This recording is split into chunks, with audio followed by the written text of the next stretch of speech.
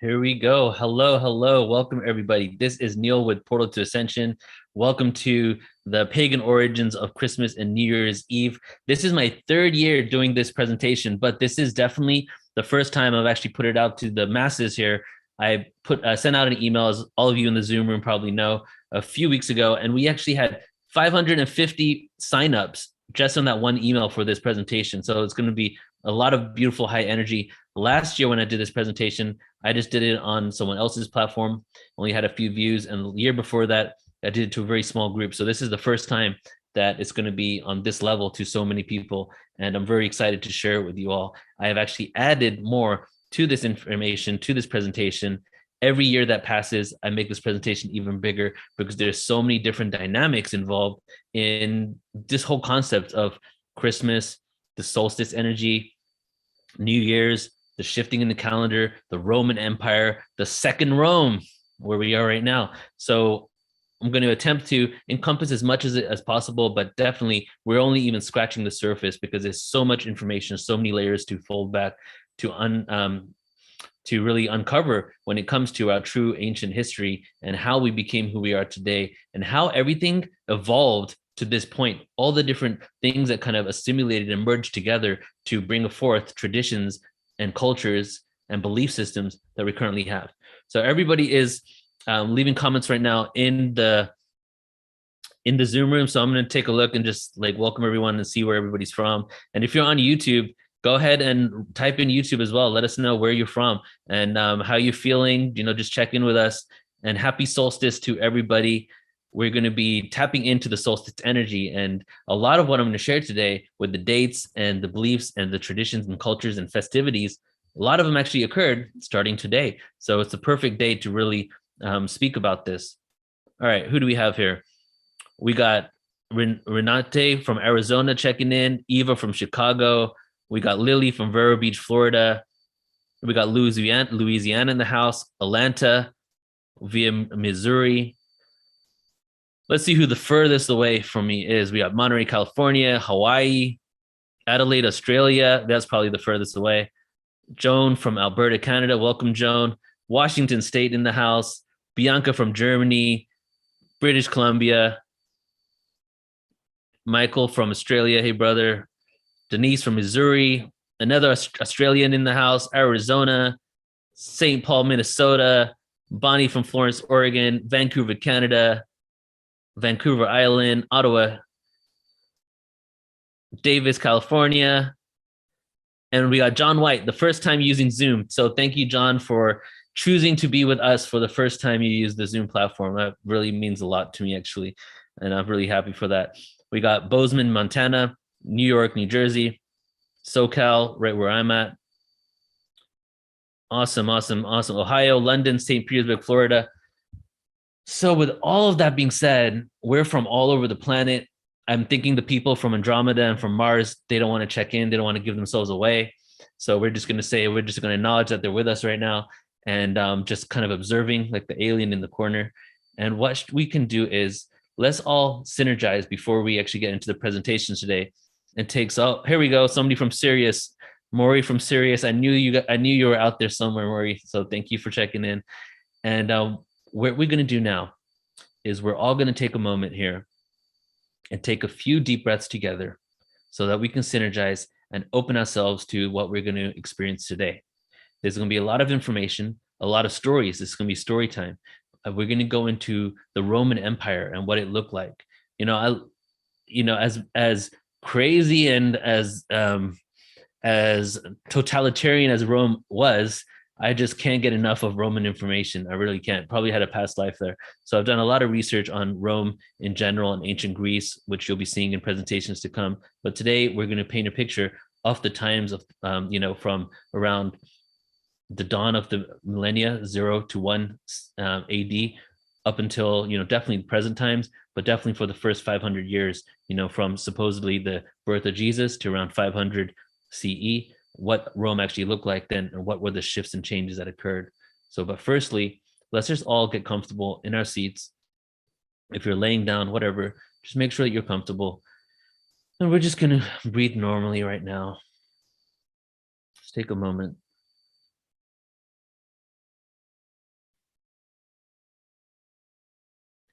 And after the next exhale, take a deep inhale in.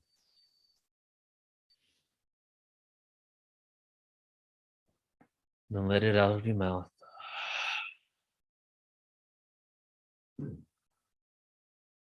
Another deep inhale through the nose and out of the mouth.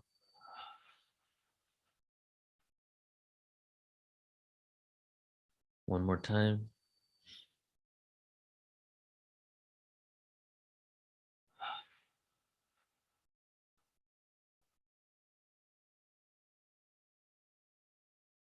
Beautiful. All right. And I just have to give one more shout out to Eva from Arcturus. That's my home system right there too. So shout out to all the Arcturians in the house.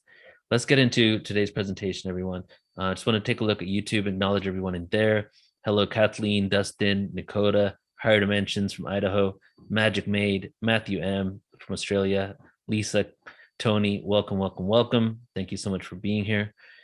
And let's do this. Strap on your seatbelts. We're about to go deep into the ancient past and uncover some truths about how we got to this day of the solstice and the celebration of it. And then, of course, Christmas.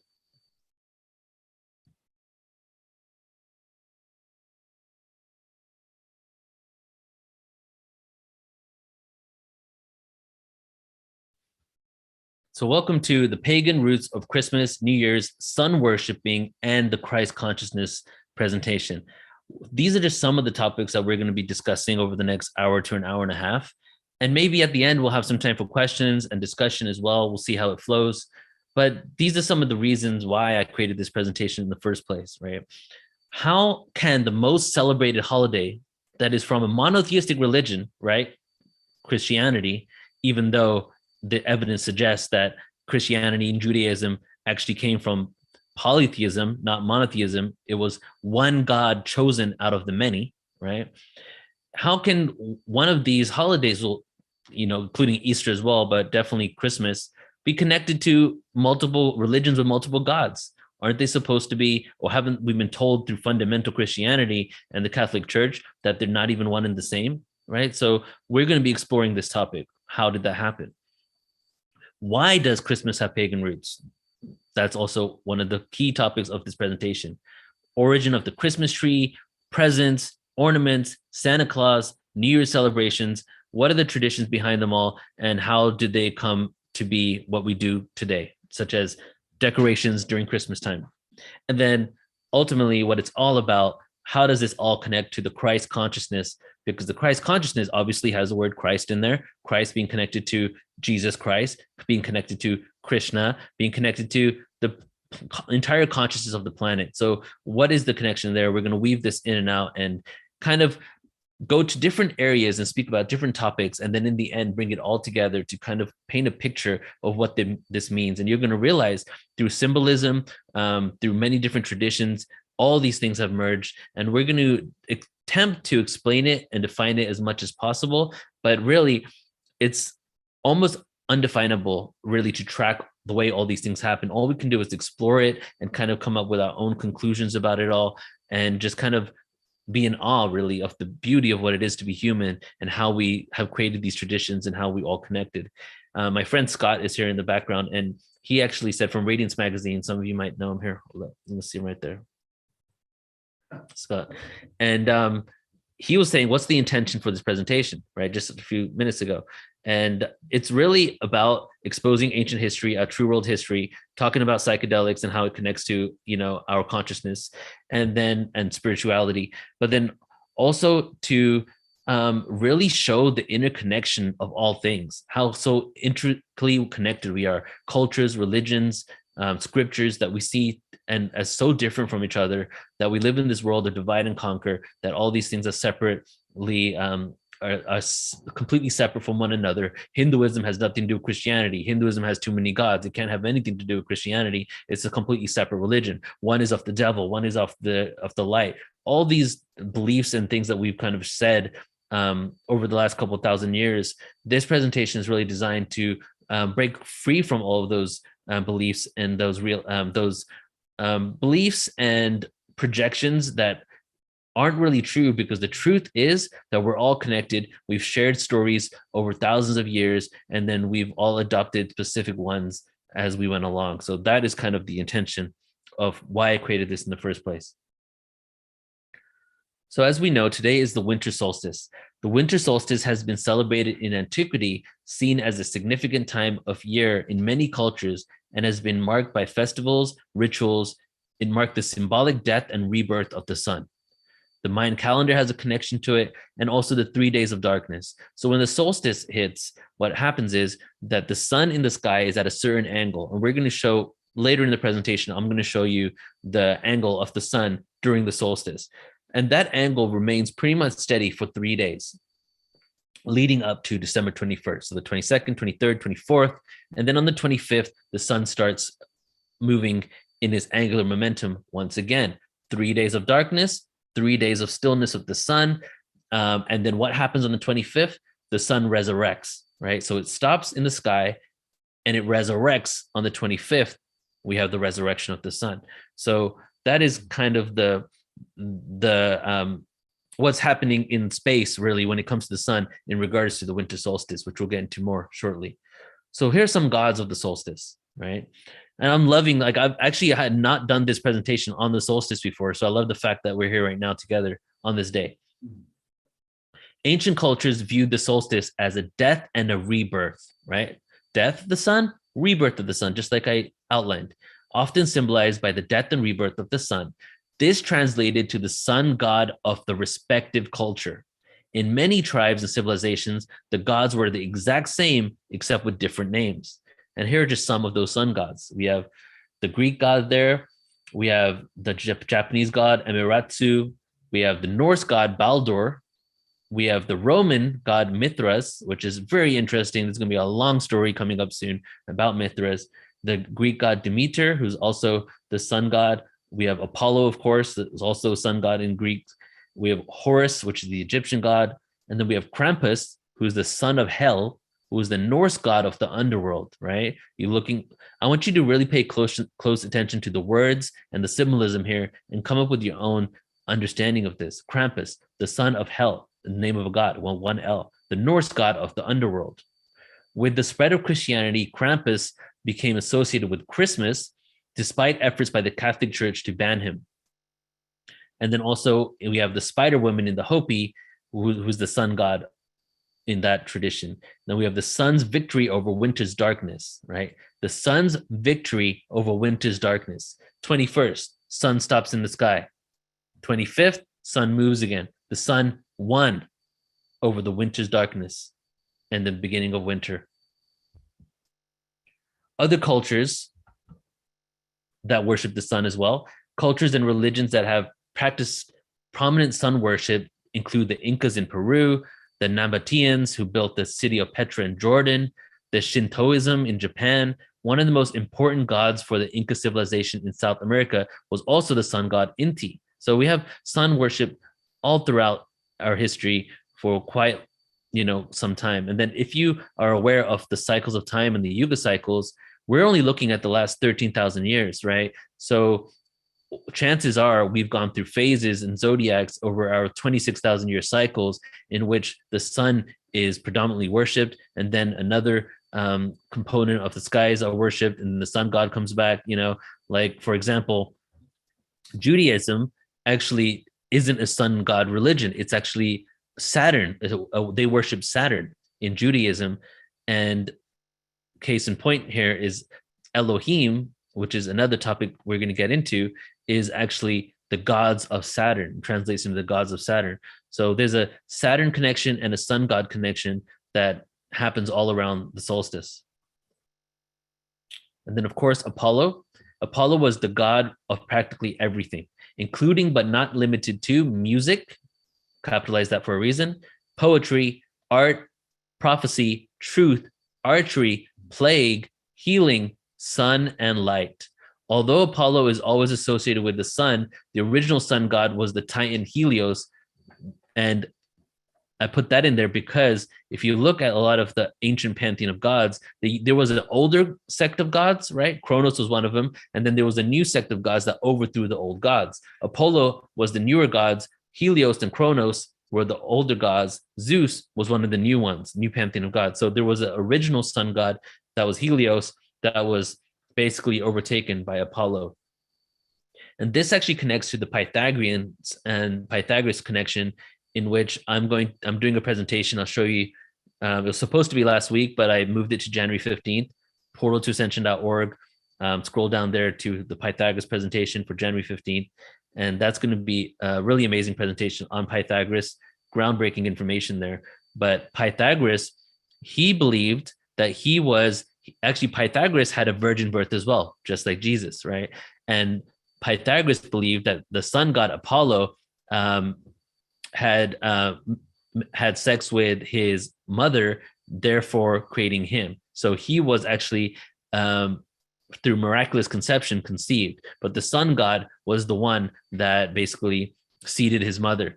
And then the Pythagoreans had two sects of individuals. They had the aesthetic individuals that were the ones that were into following this religious, spiritual, vegan lifestyle. And then there were the mathematici. The mathematici were the ones that knew about the secrets of how to build society, basically all the secrets that Pythagoras had bestowed upon them. The mathematici became the Freemasons, and then they offshoot to another branch called the Illuminati. Now we have the Illuminati, the enlightened ones, the sun god connection, the bringers of light.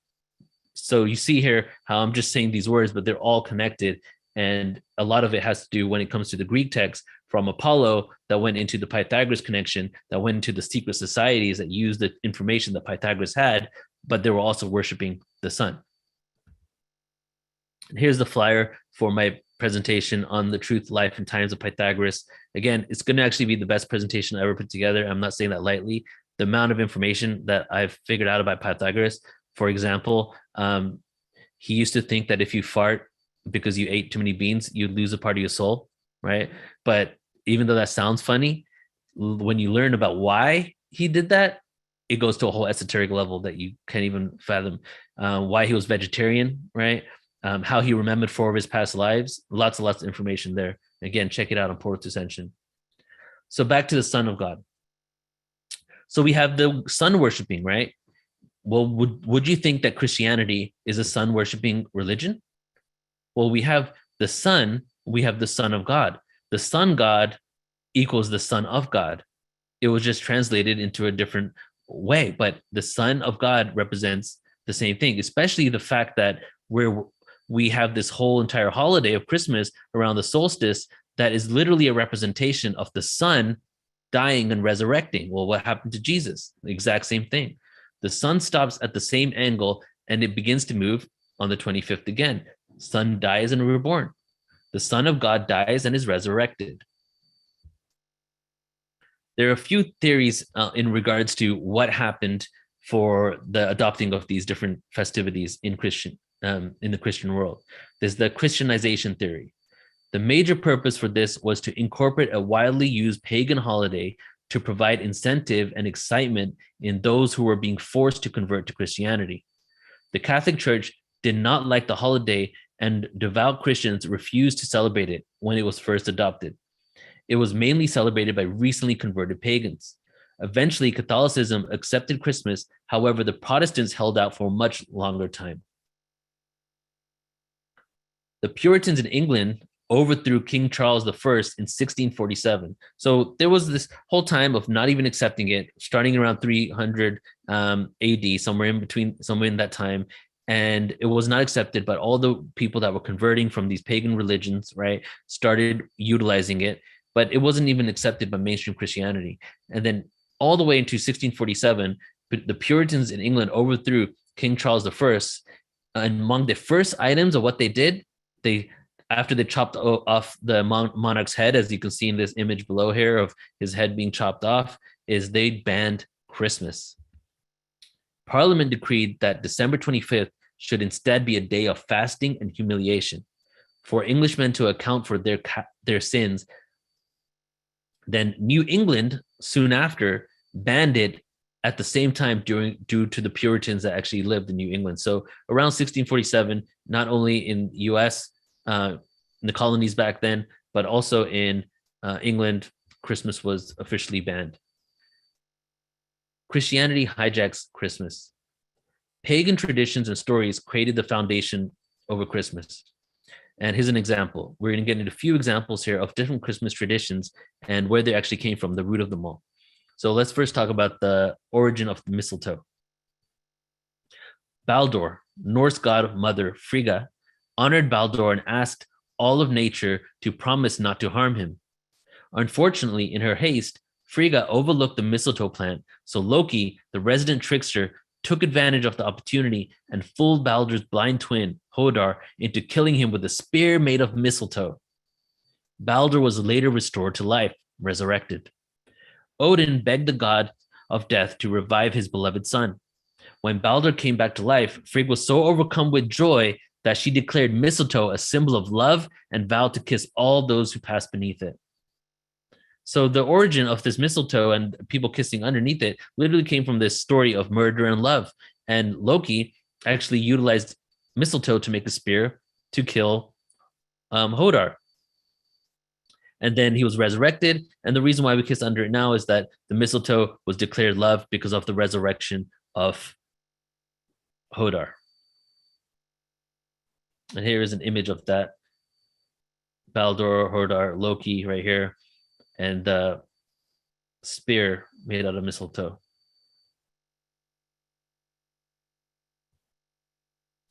Christmas trees and presents. The use and purpose for the Christmas tree dates back to the times of shamans and mystics in pagan Europe before the conquest of Rome. During the solstice, shamans would collect Amanita muscaria mushrooms on December 21st, today, and leave them to dry on the branches of the Christmas trees. And here's an image right here of the shaman doing that right there. These mushrooms are actually naturally toxic, but they become less lethal when dried out. Conveniently, they grow most commonly under pine trees because their spores travel exclusively on pine seeds. So the shaman would often hang them on lower branches of the pine they were growing under to dry them out before taking them back to the village and handing them out to everybody there. And here is a Christmas tree with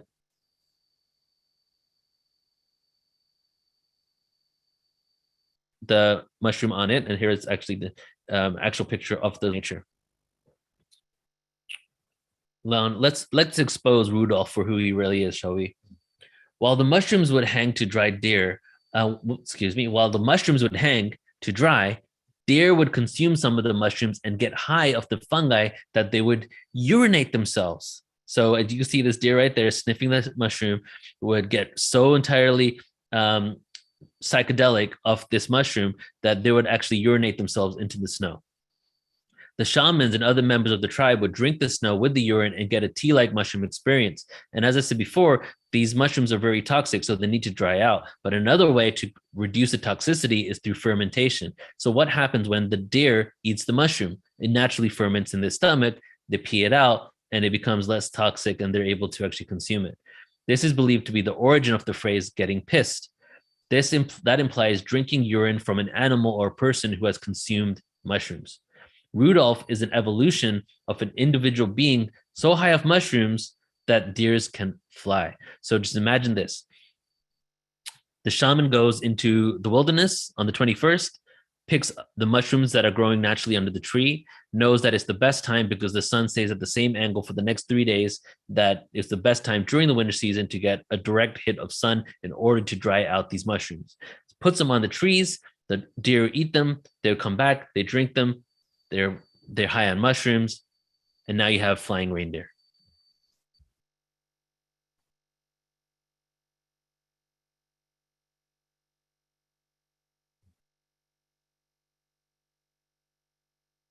But who's this guy Santa, right? Who is this shaman that goes and picks these gifts from underneath the tree, right? Now, interestingly enough, we have Santa Claus putting gifts under the tree, but the original thing was he would go and get the gifts and go and distribute it to the whole community. So the original Santa was the shaman that collected the mushrooms. The mushrooms were actually the ornaments and gifts that was spread to the village. The deers were the way of transport. The original Santa was commonly depicted as more of a gnome-like little man, often skinny and a little scary. You can see the images at the below right there. Doesn't look like the jolly Santa Claus we know. Kind of more like a gnome, and a lot of times kind of looked kind of devilish and had horns in some ancient scriptures as well.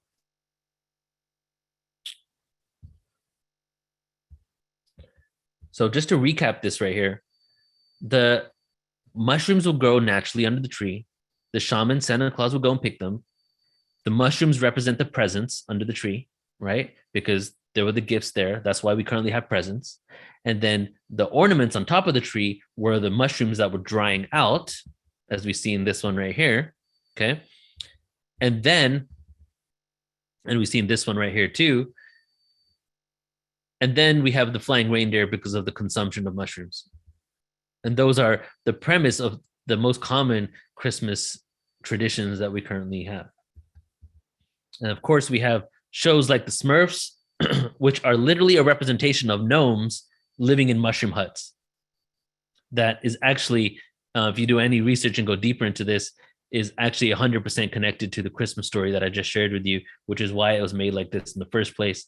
That, you know, these gnomes, these little shamans going around from town to town, village to village, spreading the mushrooms. But how does this connect to elemental beings? According to Paracelsus and his subsequent followers, there are 4 categories of elementals, which are gnomes, undines, sylphs, and salamanders. These correspond to the 4 Empedoclean elements of antiquity: earth, water, air, and fire, respectively. The concept of elementals draws from several much older traditions in mythology and religion. Common threads can be found in folklore, animism, and anthropomorphism. Examples of creatures such as pygmy were taken from the Greek mythology. So it's kind of a combination of different ancient folklore that combined into what we currently know as the elemental kingdom. And then we, of course, have the gnomes, and that connects us to Santa Claus. So elemental beings have been spoke of extensively in channeling info, right? Beings that have tapped into the consciousness and live in harmony with the earth, right? That's what's been shared a lot as well. It is said that they shifted into a different dimension or a dimension between dimensions to escape from the human violence and prejudice as humans were devolving in consciousness. So Lord of the Rings, Harry Potter, so much more. You know how they show these elemental beings and Middle Kingdom, right? And from a lot of researchers and channelers and spiritualists, this realm of elementals does exist, and we actually used to coexist with them on our planet. You know, who knows how long ago? Could have been in the last 13,000 years, could have been hundreds of thousands of years ago. But what occurred is that the consciousness of humanity went to a level where we could no longer coexist because their frequency was not at the same frequency as us. But what does this connect to with mushrooms? It is said and experienced by many that ingest psychedelic mushrooms that they are connected to the consciousness of the planet, aka the Christ consciousness. Everything seems like it's alive and breathing. Even the chairs, even the tables, the trees, of course, but everything seems like it's alive. You can feel the fact that earth and everything on it is alive and thriving. This is where the crossover between the shaman and the gnome occurred. The gnome is the elemental being that can be seen when journeying on the fungus. And here is an image at the bottom right here of the mycelium network of how mushrooms actually work. And you can see that these mushrooms are actually connected to the trees and whatever is underneath the ground, but creates a network and communicates with other life that is also on the ground, not just by themselves, but the entire consciousness of the planet. And here is another artist's interpretation of that. You can see how these mushrooms here are going in the ground, but they connect to the roots of all the trees as well, and how able to have a symbiotic process where they're communicating with other plant life. Now, this is a map from of Earth and the mycelium network underneath the ground. So the network isn't just limited to little localized areas, but it seems like the spore network of mushrooms and fungi is actually across the entire planet. That it's said that if you were able to do a cross intersection of Earth and look at underneath the soil, you will see that there is a neural network connecting the whole planet, and it will be the mycelium network of fungi, spores, mushrooms connecting and communicating with one another. Therefore, when you're ingesting a mushroom, you're ingesting something that is tapped into the collective, literally, because it's connected all over the planet, consciousness of the earth. That's where you have mushrooms equaling the consciousness of the earth, the consciousness of the earth representing the Christ consciousness. Now you connect that, mushrooms equals the Christ consciousness. So now we have that whole connection with Christmas, with the Amanita muscaria mushroom being harvested at that time, and how it directly connects to the Christ consciousness, which is also the reason for the season. And here we go. Here is the Lord of the Rings. Many truths hidden in plain sight within these movies. Even the battle between humans and the elementals, and how basically we weren't existing at the same level of consciousness. Look at the elf beings, right? How they left. The elves literally left from integrating and living with humanity to a whole other area that's almost like a portal that you can't even pass through unless you're like have a certain frequency level to even engage with them. But then they came back to assist humanity to conquer the evil that was coming to the planet. So many references there.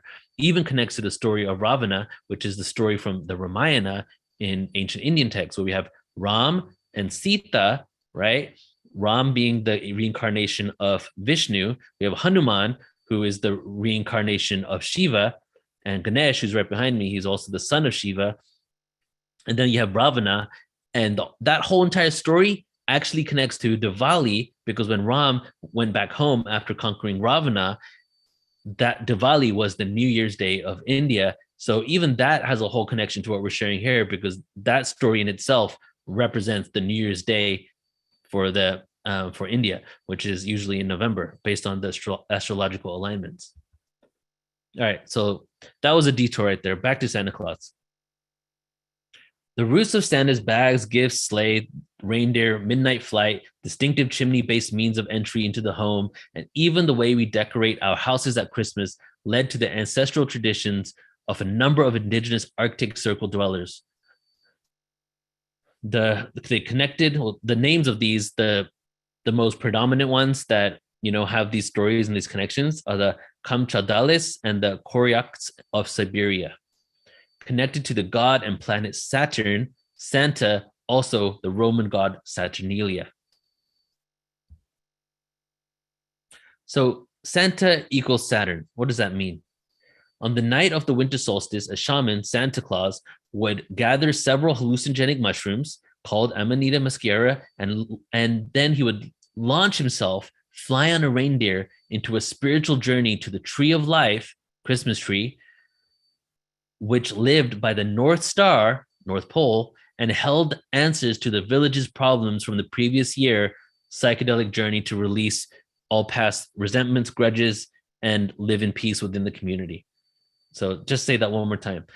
So a shaman, Santa Claus, right, would launch himself after eating the mushrooms, flying on a reindeer, into a spiritual journey on the tree of life, the Christmas tree, which lived by the North Star, the North Pole, and had the answers to the village's problems. Why do I have this going on in my life? How do I transcend this? How do we live in peace with each other? How do I get over resentments and grudges? Take some mushrooms once a year and work it all out before the next season. Even Santa's outfit is literally designed like the Amanita muscaria mushroom. Saturnalia, a holiday in honor of Saturn, the god agriculture, was celebrated, beginning in the week leading up to the winter solstice and continuing for a full month. And we're going to get into more Saturnalia festival information in a second. Saturnalia was a hedonistic time when food and drink were plentiful and the normal Roman social order was turned upside down. Romans also observed Juvenalia, a feast honoring the children of Rome. In addition, members of the upper classes often celebrated the birthday of Mithra, the god of the unconquerable sun, on December 25th. It was believed that Mithra, an infant god, was born of a rock. For some Romans, Mithra's birthday was the most sacred day of the year. So let's talk about that a bit now. Let me go back here. What does Santa, Mithra, Jesus, and Saturn have in common? That's what we're going to dedicate the next 3-4 slides to. Okay. Why are gods, and then Krishna too, why are gods such as Krishna, Mithra, and Jesus said to have been born on the same day as this annual gift giving, December 25th? All right. Where did that come from?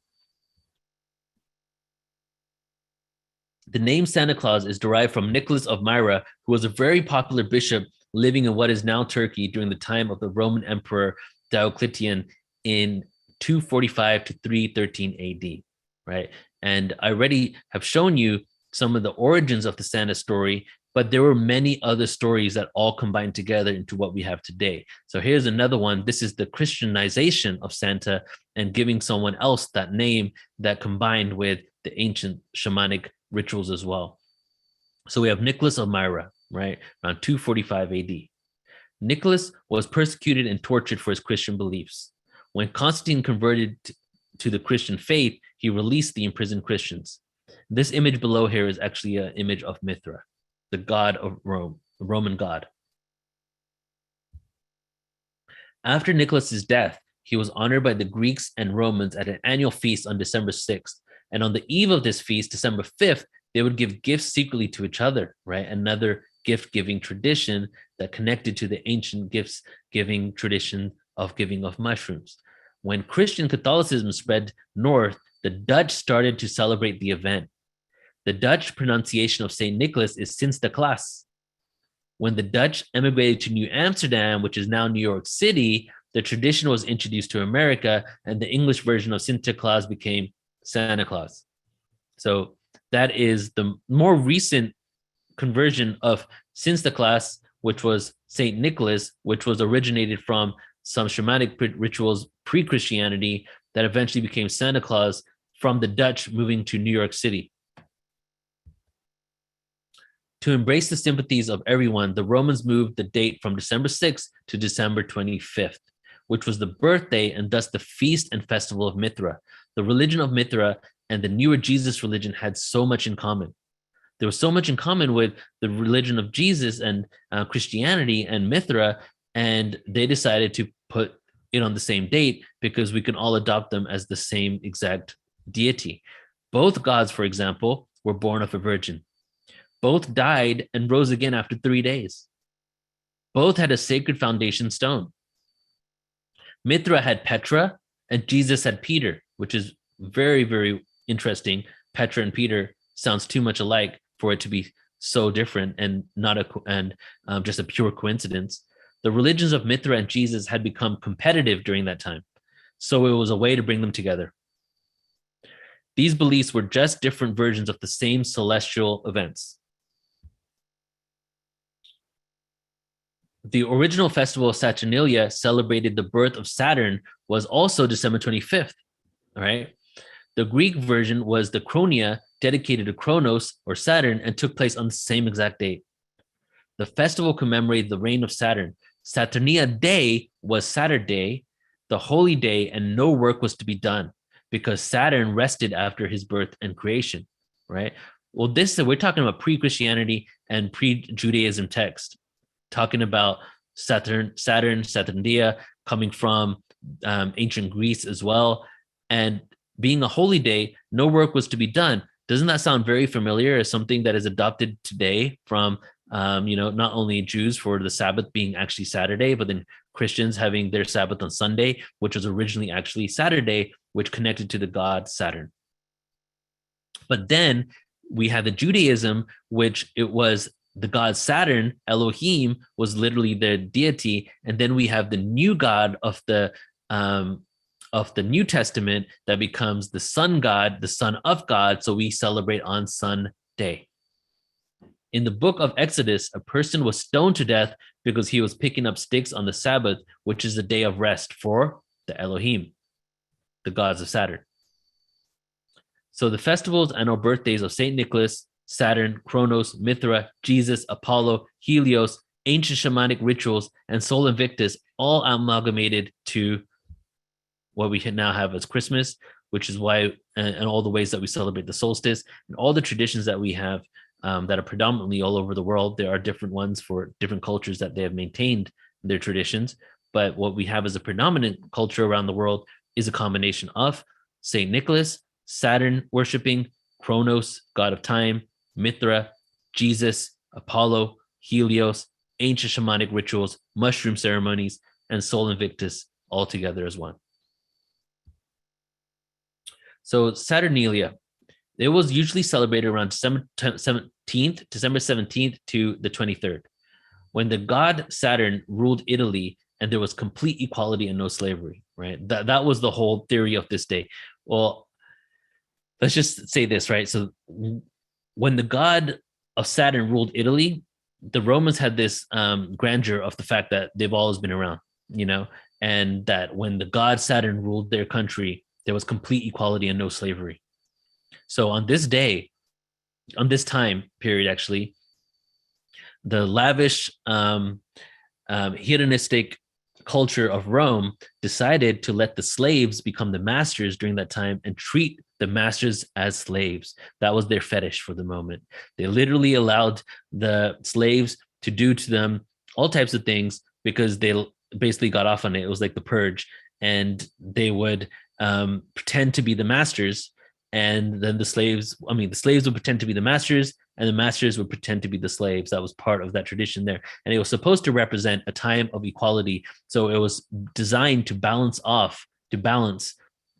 of the hardships that the slaves were getting. That was basically the theory behind it all. It provided them with a day to blow off steam, the slaves, right? Really used to reinforce slavery, though. It was really actually reinforcing slavery rather than focusing on the equality that the day should represent. Fast forward to today. What are we given? We have worked very hard. Life is about work, and then play is just on the weekends, or not even that sometimes, because you need a rest for a lot of people. And we are given holidays in order for us to blow off steam, so we don't get upset at the fact that we're just in this rat race, providing money, experiences, workforce labor for those who are in charge or who are elite. So what did they give us? They give us these days where we can have these holidays, so that these holy days, so that we can blow off our steam, so that we don't revolt. That was basically created by the Roman Empire, that whole concept. And one of the times that they utilized in order to help the slaves in society blow off steam so they wouldn't revolt on them was this time, Saturnalia. December 25th was considered to be the birth date of the Roman sun god Sol Invictus as well, right? So we have Mithra, we have Sol Invictus, and celebration of Kronos, the god of time, and also the god of the Titans or the giants. The sun is at its lowest ebb at this time. The sun is closer to Earth. Wait a second. The sun is closest to Earth at this time.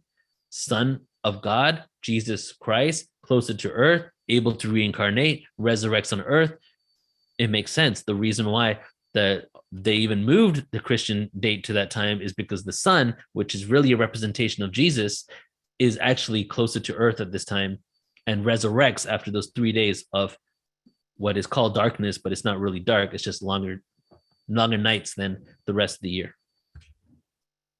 Here is an image here to show you at the angular momentum of the sun during the winter solstice. And obviously we're here today. And I just got to say one more time how excited I am that we're doing this today on the winter solstice, because it's literally like a presentation on it. So as you can see right there, there's you standing in the middle and the sun's over here. And for about 3 days, it stays at the same angle every single day. It's changing a little bit, but it seems like it's pretty much staying at the same angle. And then the angle starts going further and further down after the 25th, resurrecting. So here is an equation that I came up with. Let's get back there. Santa Claus equals Father Christmas. Father Christmas equals Father Time. Father Time equals Kronos. Kronos equals Father of Time. The Father of Time is the god of Saturn. Santa Claus and the god of Saturn, the Elohim, are basically interchangeable.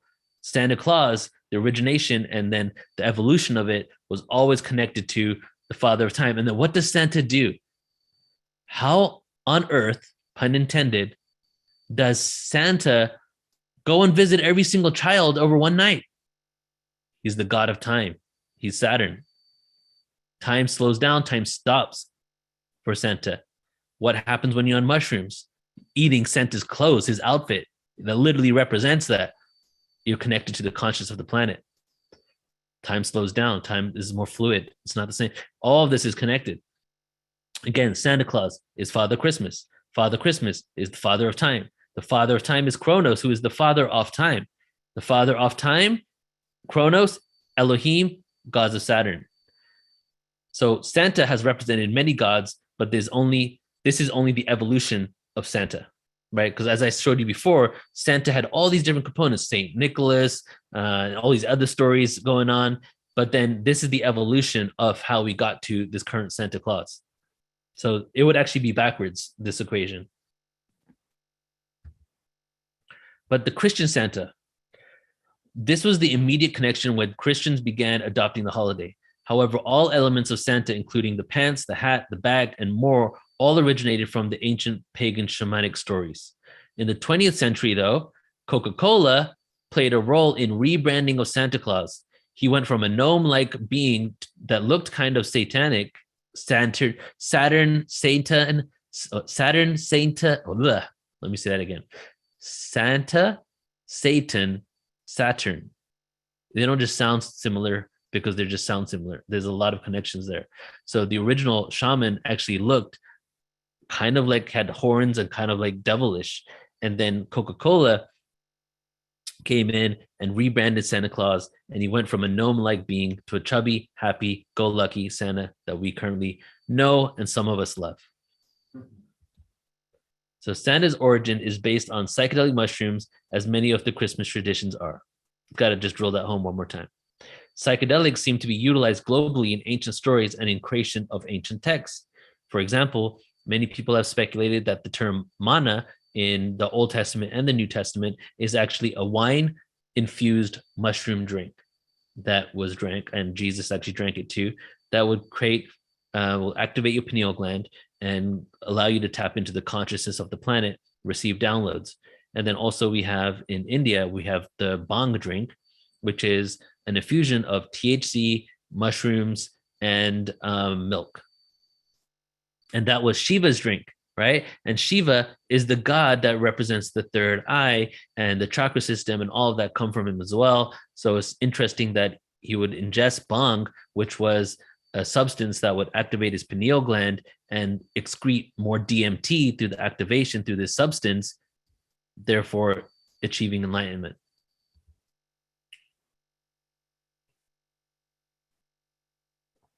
All right, so I think we may circle back to some Christmas stuff in a minute, but we are pretty much done with the Christmas component here. We're going to get into New Year's Day, which really connects to this whole Christmas and solstice energy anyway. Here's a quote from Theodore Gaster in his book, New Year. There is scarcely a people, ancient or modern, savage or civilized, which has not observed it. In one form or another, yet no other festival has been celebrated on so many different dates or in so many seemingly different ways. Firstly, let me say, the connection to Christmas is a connection to the solstice, which is a connection to the sun. A connection to the sun is a connection to New Year's, because what are we worshiping? Or what do we, well, we was worship before, now we just celebrate it, right? We're celebrating a rotation around the sun, which goes to sun worshiping cults, and connects to everything that we just shared here. New Year's Day, the Julian calendar history. Christmas has been closely connected to New Year's Day since the days of Julius Caesar. The original date for New Year's, though, was actually March 25th. We can partly thank the Roman king Numa Pompilius during his reign in 715 BCE. Numa revised the Roman Republican calendar so that January replaced March as the first month, but it was not widely accepted or implemented yet. Since January was named after Janus, the Roman god of all beginnings, right? January, Janus, Roman god of all beginnings. March celebrated Mars, the god of war. Some sources claim that Numa also created the month of January. However, there is evidence that January 1st was not made the official start of the Roman year until around 153 BCE, which is around 600 years after it was first introduced. That's a long time. In 46 BCE, Julius Caesar introduced some more changes.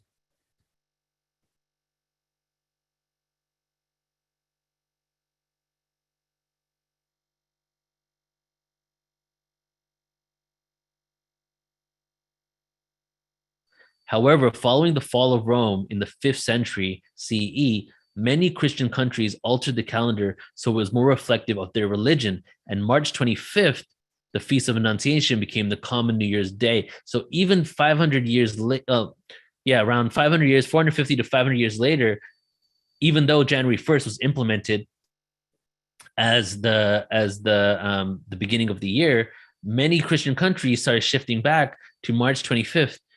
And the 5th century, we still had quite a lot of entire countries using March 25th as the beginning of the year. The Christian world predominantly still celebrated March 25th until 1582. Okay, that's another 1,000 years later, right? So January 1st, until maybe the 16th century or so, wasn't really widely accepted globally. Well, even at that point, it wasn't a global thing because there were many civilizations that hadn't been conquered or fully integrated into the British Empire, right? At that point. So they had their own calendars as well. So Christian world predominantly still celebrated March 25th until 1582. It became clear that the Julian calendar required additional changes due to miscalculation concerning leap years. There we go. The cumulative effect of this era over the course of several centuries caused various events to take place in the wrong season. It also created problems when determining the date of Easter. Pope Gregory the 13th introduced and revised calendar in 1582. So 1582, a new calendar was implemented. Side note here, taking a pause. Let's talk about the Mayan calendar.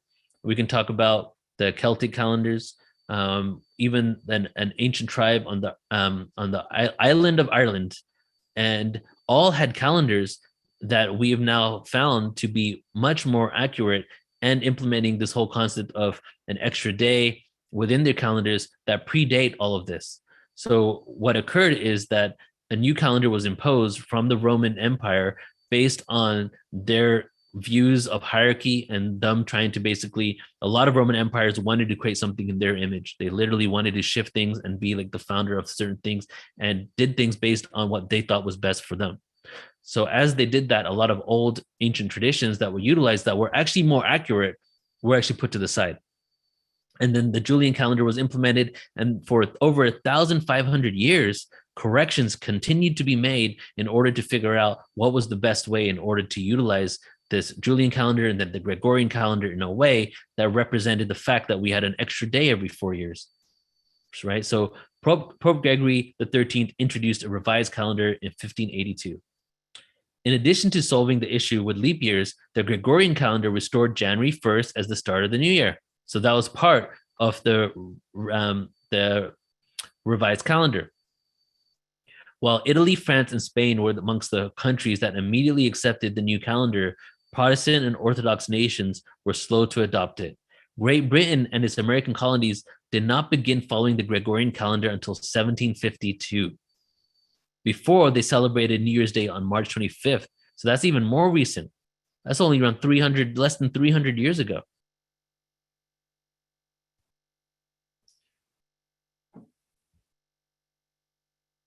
And here, and this one right here is just a side slide, if you will, just to kind of talk about some of the manipulations that occurred along the time, and namely in regards to the Bible and the Council of Nicaea and what had occurred there. And let's say this quote first from the King James Bible, 1611. Thus said the Lord, learn not the way of the heathen, and be not dismayed at the signs of heaven, for the heathen are dismayed at them. Jeremiah 10:2, King James Bible.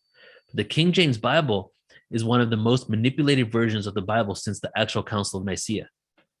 The many different versions of the Bibles came out, but the two biggest points of complete manipulations and adding verses and taking out parts that weren't serving the current hierarchical societal structure at that time was the Council of Nicaea and the King James Bible. Council of Nicaea happened during Constantine's reign, in which he gathered all these bishops, and there's an image of it right here at the below, bishops and priests in Christendom together, all the ones on top of the hierarchy, and they basically got together and they brought together all the gospels, and there were hundreds of versions of gospels, and obviously there aren't that many in the actual Bible, and they took out parts that didn't work for them and they added parts that did work for them. Well, then that happened again during the King James Bible in 1611. So there were actually parts of those gospels in which Jesus never even died. There was literally versions of the gospel that was extracted in 325 AD where Jesus never even died or was not crucified. So part of the story is that some people believe that the whole crucifixion was actually an addition to the text during the Council of Nicaea and did not actually occur.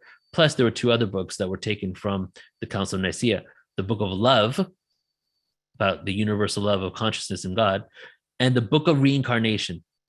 Okay, two and many other books as well, but those are the two that I know of. The Book of Reincarnation speaks about how souls are eternal.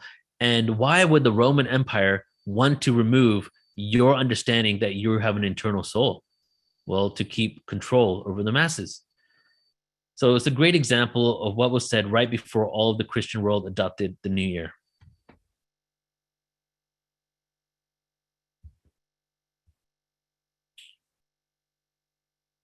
All right.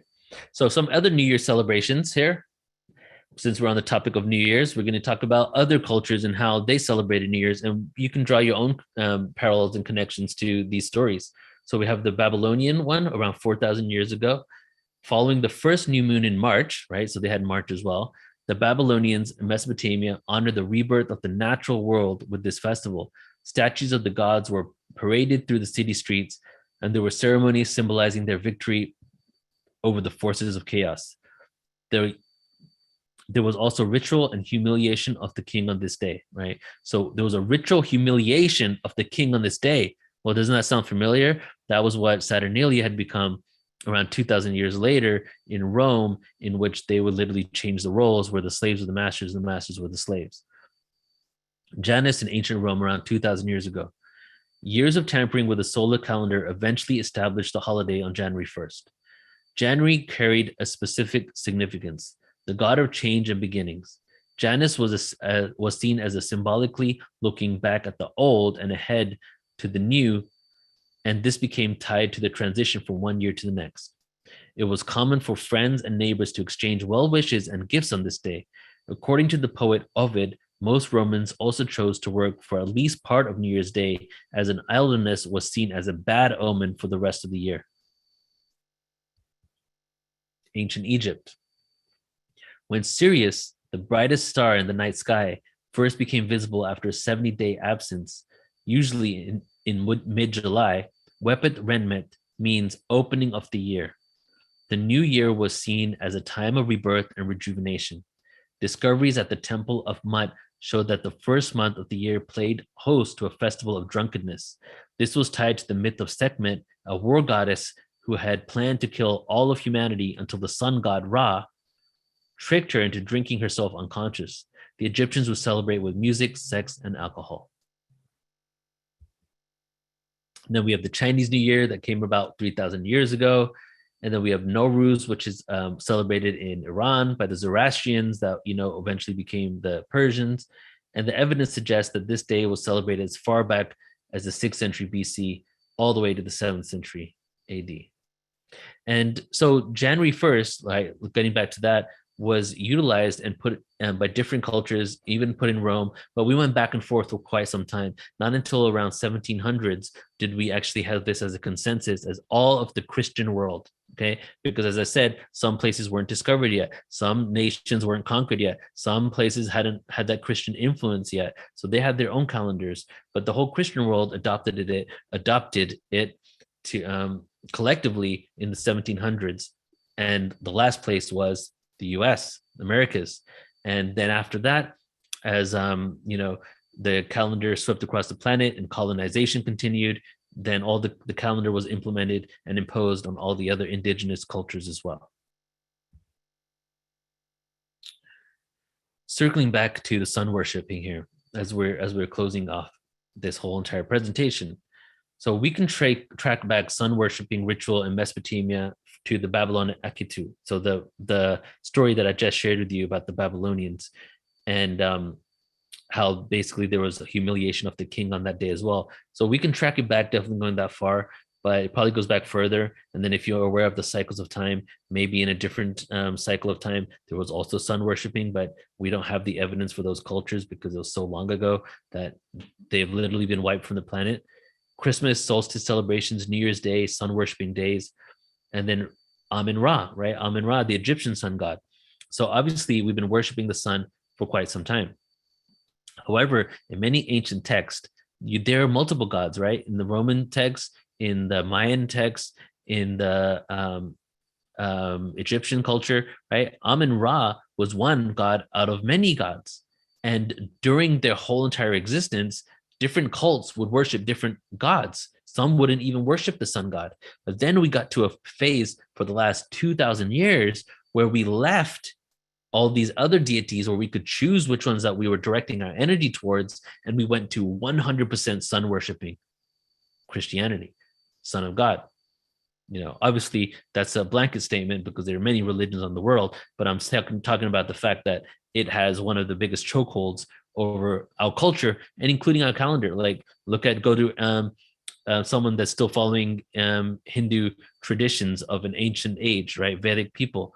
Well, what calendar are they using? They're still using the one connected to the sun god of the Christian calendar. Okay.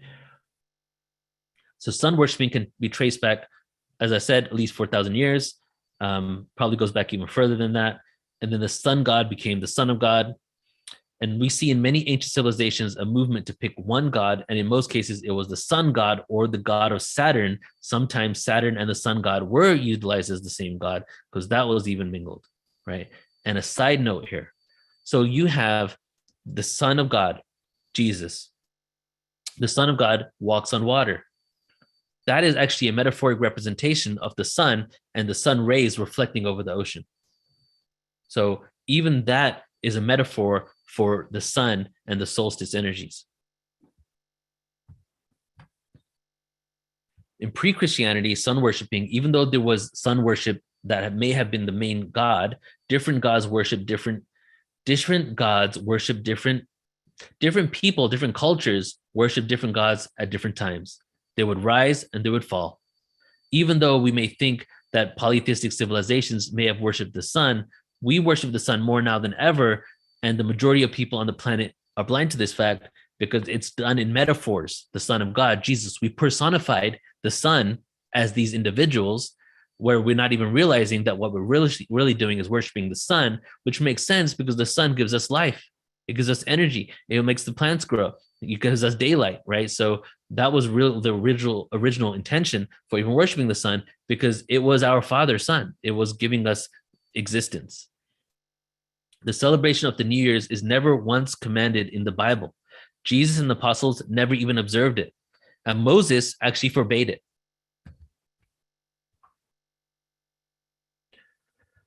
So here's some questions now as we close up this presentation. Will there be a day where we stop worshiping the sun? And will the solstice celebration and New Year's Day celebrations go as we do that? Are we in such a time of blind faith that we follow things without understanding the true origins of them all? Why do we celebrate New Year's? Why do we celebrate the solstice? Why do we celebrate Christmas? And if we become aware of it, will we still celebrate these days, or will we change it to something else that's more encompassing, right? What will happen once we become conscious of how we followed everything blindly? Will it add more to this whole entire thing, or will we become more intentional with our energies, right? Instead of worshiping the sun, maybe we'll give reverence and gratitude to it, but not base our existence on its worship, because that's what's happened. It's okay to give reverence to something so beautiful as the sun, but to worship the sun, giving up your power to the sun, is where we have been at. We've been at this victim consciousness, the Kali Yuga, which has been known as the age of authority, the age of hierarchy. We've given up our power to a hierarchy that really is just one with who we are anyway. So as we shift out of this and go into the Dwapara Yuga, which is the Bronze Age, the age of energy, we start having a realization that we are energy. We are one with the sun. So worshiping no longer becomes worshiping, and it becomes reverence, just gratitude, right? So these are just things that I thought about, the reason why I even wanted to put this presentation together in the first place. All right, and that's it, everybody. So that's my presentation there on Christmas and New Year's Eve. I'm going to stop my screen share. I'm going to show you one more thing in a second here, but let's take a look at the comments. Hope you guys enjoyed this.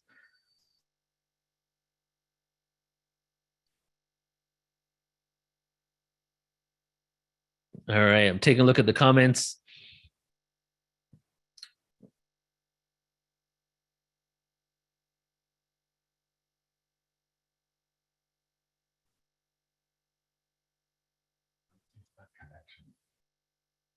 Connection, you said? Mm-hmm. Reverence and gratitude, but connection to the cycles of Mother Gaia. So my friend Scott here says that he would say that what his would ponder on about what we're going to be doing as we shift and understand, what this really means for us is connection to the cycles of Earth, connection to the sun, connection to all that is. Would you say just like that's the evolution of this understanding? And I would agree. Like it's from worshiping from a place of this being more than me, and I'm giving up my power, and sun, please give me everything that I need. Son of God, please give me everything I need. If I worship you and do all these rites and rituals, will you give me this in return? That's where we've been for a couple thousand years at least, right? What would happen when we have a knowing that we have everything that we need is the universe just reflects it back. Something that I love to say is that the universe is just one big Xerox machine. It just reflects back what you feel that you have in your heart. If you feel like you don't have enough, it's going to give you more of that. If you feel that you have more than enough and you've cultivated inside of you, the universe will reflect that as well. So this presentation is really to like, I was way into Christmas growing up, right? Like Christmas tree, I used to have a Christmas tree here all the time. Christmas tree in England, lots of presents, right? And then I became awake in 2001, 2002. Then I went for like 6 years of like, one day we're going to ascend and Christmas will no longer exist, right? I was like, we're going to ascend overnight and there will be no more Christmas. But then I realized how it connects to mushrooms, Christ consciousness, psychedelic awareness, the winter solstice. And now I have a reverence for this Christmas season that I've never had before, that transcends what we've told on TV, what we watch on TV, what everybody accepts in the world. So just having this understanding gives me more respect. Well, not respect, it gives me more reverence and gives me more acceptance of the celebration that we're going through. And when I put a Christmas tree up, which we do every year, except this year I was in Mexico, I literally like imagine myself as the shaman putting it on there. And I'm like, whoa, how cool is this? I'm like connecting to some ancient wisdom of what we did for thousands of years ago without doing it blindly. It becomes so much more rich when you do these things without being blind to why you're doing them, right? All right, so since I have all of you here, I'm going to do a poem, which is connected to the Council of Nicaea and Christianity. But this is my question for you all, because I think this is a great opportunity to ask you guys this question. What topics do you want us to cover on Portal to Ascension? And this is going to go for the YouTube. This is going to go for live events, for paid events, for free events. If you could do me a huge favor right now, because we have a captive audience that can literally tell me directly some immediate feedback what you would like to see more of on Portal to Ascension, please go ahead and put it in the YouTube and put it in the Zoom room too. Do you want to see more topics on extraterrestrials? Do you want to see more events on sound frequency? Do you want to see more on ancient history? Is there certain ancient culture that you want us to explore more on? Do you want us to do more empowerment events that give you tools? Do you want us to provide more information and education? So if you can just take a few moments right here and just let me know so that I can integrate this into 2022 and we can make sure that we have more amazing things available for you, I'd greatly, greatly appreciate it. And Scott says ET contact. ETs always do well. I got a feeling there's going to be a lot of extraterrestrial stuff here. Okay, we got Nancy saying more ETs. We got Fairy Magic Power Realities ETs. Also saying everything I just said. Empowerment. Okay, come on, guys. Let's go. Divine Feminine. Okay, Pleiadians. I've always wanted to do a whole conference on Pleiadians. I'm thinking Probably 2023, I'm going to do a whole conference on different ET races, Arcturians, Pleiadians, Syrians, but Sacred Union. Anybody into Sacred Union stuff? 5D. Fairies. Okay, we got a fairies, folklore, and magic conference coming up in 4 months. DMT, Inner Earth, extraterrestrials, Earth elements, cosmic origins, star children, Egyptian connections, America. I gotta save this chat. It's like epic right here. The Galactic Federation, Middle Earth, Divine Feminine Masculine. All right, guys, you don't even know what's about to happen right now. I'm literally going to take all of these down, and within the next 2 years, I bet you anything, we're going to hit every topic. All right, ET races, feminine wing. Okay. Ancient medicines. Tartaria. Okay, we got something coming up in Tartaria in 3 months. Parallel realities, New Earth. How to let go of what you know isn't the truth. Discernment, probably. All right, nice. Mud floods. Okay, we're doing a 6-month presentation right now with Michael Tellinger, and he's talking about mud floods in there if you're interested in that. Astral travel, empowering tools. Okay. Historical religious.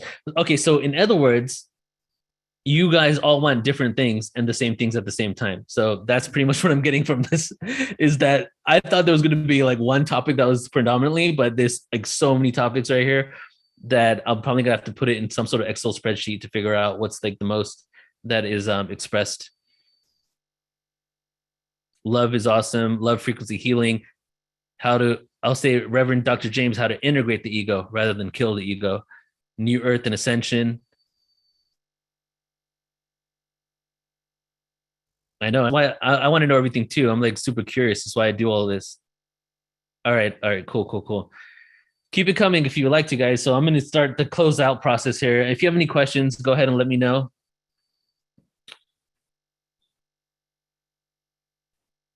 Yep. And Tim says, was March 25th the start of the new year because it's close to the spring equinox?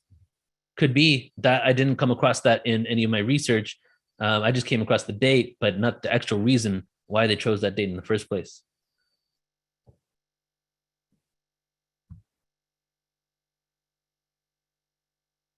So again, when I learned all this stuff, especially the mushroom stuff in 2003, 2004, oh my God, like I was already into mushrooms back then, psilocybin. And I actually started writing a lot of my poetry because of my influence from psilocybin.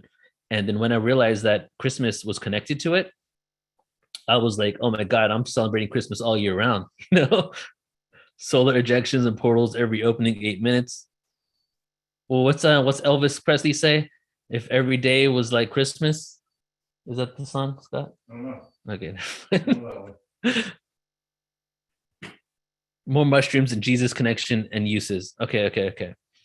All right, everybody. So if you're not on the Portal Ascension newsletter, please do go over to portalascension.org, sign up there, and we will give you information about these events. And I always say that everything just gets better, but everything's just getting better. Seriously, like next year, 2022, the amount of things that we have in store, it's just incredible. Plus, we're going back to live events. October 7th, 8th, and 9th, October 7th, 8th, and 9th in 2022 in San Diego, California. The Portal to Ascension conference is going live. We got people like Foster Gamble.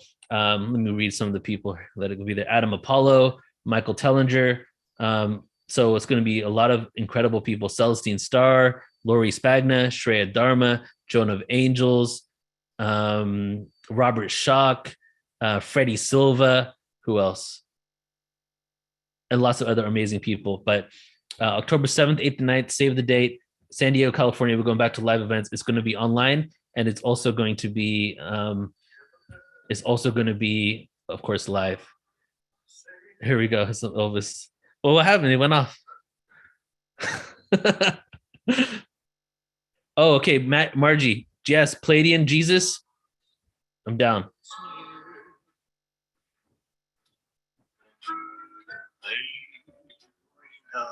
Can you guys hear this? To tell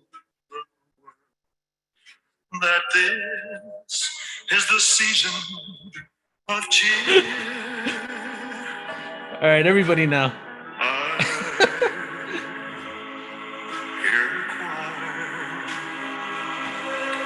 right, let's take it off before I get a copyright for this video. All right. So I don't really have a comment on ashwagandha versus mushrooms. They're all good herbs, and I don't think they both do the same thing. They probably have overlaps, but definitely each herb, we're given all these plants, mushrooms, psychedelics from earth and from source for a reason. And they all can assist us in different ways. All right, so I'm now going to do my closing poem here. Oh, let me just show you this real quick. This is Radiance Magazine, and Scott Ware, he's my friend that I showed you back here a second ago, an hour ago now. This is his magazine, and I'm actually featured in it a few times here, but my article is featured in it. Where'd it go, bro?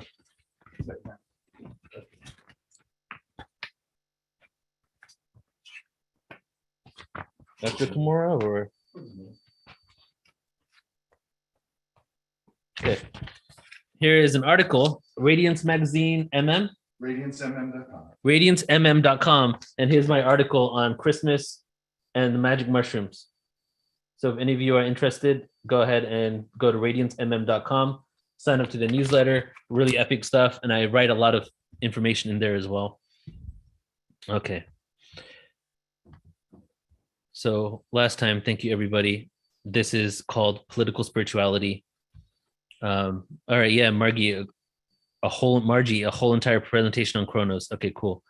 So this one's called Political Spirituality, and it's basically about the Council of Nicaea, the manipulation of Christianity in the Bible, the Roman Empire. But then the second verse gets very galactic, because it's truly transcends space-time and about the whole reason why this happened in the first place, right? If you look at Gnosticism, Gnostic Christianity, and you look at the original text before 325 AD, Lucifer was actually a volunteer.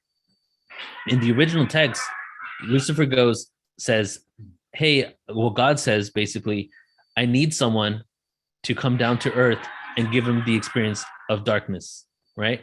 And then the most trusted angel, the angel of light, raised his hand and decided to go down to earth to give us the experience of duality. That was in Gnosticism, the original text.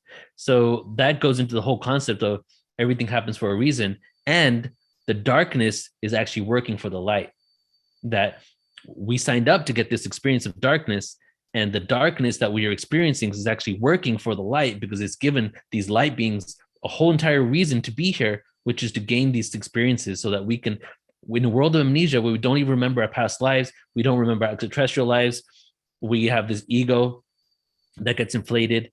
But even with all those things stacked up against us, the ones that are here right now are like tuned into this, and so many other people, we're on this journey where we're still discovering the light and spiritually seeking, even though the universe, like the earth experience, this matrix that we're in, has really a lot of challenges for us to really accept and adopt and become those people. So that's what's the beauty of this experience here. So this poem kind of encapsulates it all in a metaphoric expression, and it's called Political Spirituality.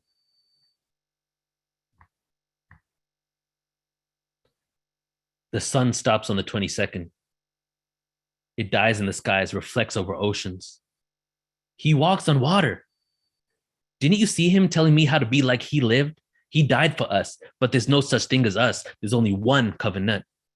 Feel me, show me, teach me. Since 325 AD, Constantine proclaimed himself a part of divinity, manipulations of Christianity, making us believe you can create order from anarchy, place me at the top of the elitist hierarchy, creating the Tower of Babel so we can reach God. Not separate at all, it's all crystal clear. Human flaws portrayed in a concept of divinity. Is politics intertwined with spirituality? Is politics intertwined with spirituality? Galaxies so far away, we intertwine planetary cosmic stargate to seek. Reach walls of society, spread word to the masses, exude gases of volcanic ashes, cosmic element irrelevant to the reason why. They will control your mind. With words of divine originality, originally believed to be one of the free rebels of humanity, it's a fallacy of superficial promises of rules and laws. Find the meaning for a truer cause. Scriptures and prophecies of the second coming of God. The new age will not be as hard. 1,000 years in revelations, with us realizing we are God.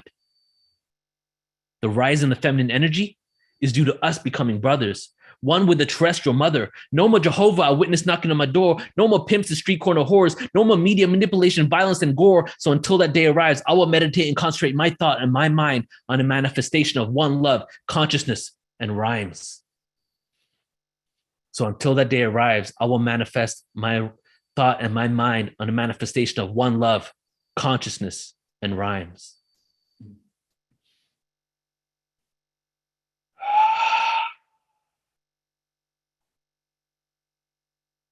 Thank you, everybody. I'm just going to tell you what I just said really quick, right, before we close out. So the sun stops on the 22nd, talking about the solstice. The sun stops, 22nd, it dies in the skies. It reflects over oceans. Jesus walking on water. He walks on water. Didn't you see him, Jesus, telling us to be how he lived? He died for us, but there's no such thing as us. There's only ever one covenant. So why don't you feel me? Why don't you show me? Why don't you teach me? Since 325 AD, Constantine proclaimed himself a part of divinity, didn't want Christianity to take over the world, didn't want Gnosticism to take over the world, wanted to figure out how he could still be hierarchy by hijacking Christianity. So they placed you and me at the bottom of the elitist hierarchy, creating the Tower of Babel to reach God, the Babylonians, creating the Tower of Babel because the gods had left. They wanted to go back to the gods. But why did the gods leave us here? Because we're not separate at all. It's all crystal clear. Human flaws, our own flaws, we portray in our concepts of divinity. It's politics intertwined with spirituality. It's politics intertwined with spirituality, right? That's what they did. They intertwined politics and spirituality and religion with one and the same. Did it change? No. Galaxy so far away where we come from. Planetary Stargate, going through the Stargate to seek, breach walls of society, spread word, the Jesus word, the Christian word, to the masses, volcanic ashes, irrelevant to the reason why we will control your mind. Now we talk about controlling minds with belief systems and everything. Originally believed to be one of the free rebels of humanity, Jesus again. Superficial promises of rules and laws, find the meaning for a truer cause, scriptures and prophecies of the second coming of God. The new age, where we're going, will not be as hard. 1,000 years in revelations with us realizing we are God. What is the Satya Yuga? 1,000 years long. What does Revelation says? 1,000 years of peace, right? It's all connected. The rise in the feminine energy is due to us becoming brothers. We'll be one with the terrestrial mother, right? So that's pretty much what it's all about right there. Connecting and reconnecting and realizing our true potential and our greatness, because we have these amazing human bodies that are vehicles that can literally tap into multiple dimensions, and we've just forgot it. And now it's time to regain these abilities that we have innate within our own DNA, with our own genetic code, and with our own consciousness. And that's it. So I just want to say thank you to everybody so much for being here and joining in on this presentation. Had a great time with all of you. And I'm just checking out the comments here. All right. Love you all so much. Thank you for being here with me. And I guess I'll check you next time. This is the last presentation of, okay, in about 2 hours, if you're watching the replay, it's all good. But in 2 hours, we're going to be live on the Portal to Ascension YouTube. I'm going to do some spoken word for a 3-hour broadcast with Paradigm Shift Central. So for everybody in the YouTube, everybody in Zoom, at 6 p.m., 2 hours from now, we will be live for a 3-hour discussion with Paradigm Shift Central. I'll be presenting some information as well and doing a spoken word. So tune in there. Besides that, have a beautiful rest of your season right here. And we're going to go and hit the road running starting 2022 and just keep building up the energy because it's needed right now. How do we stay centered and how do we still have compassion and love in a world where there seems to be so much chaos outside of us? And together we can make those shifts so that we can really create the world that we know is possible. Love you all. Have a beautiful, beautiful rest of your day. Bye-bye.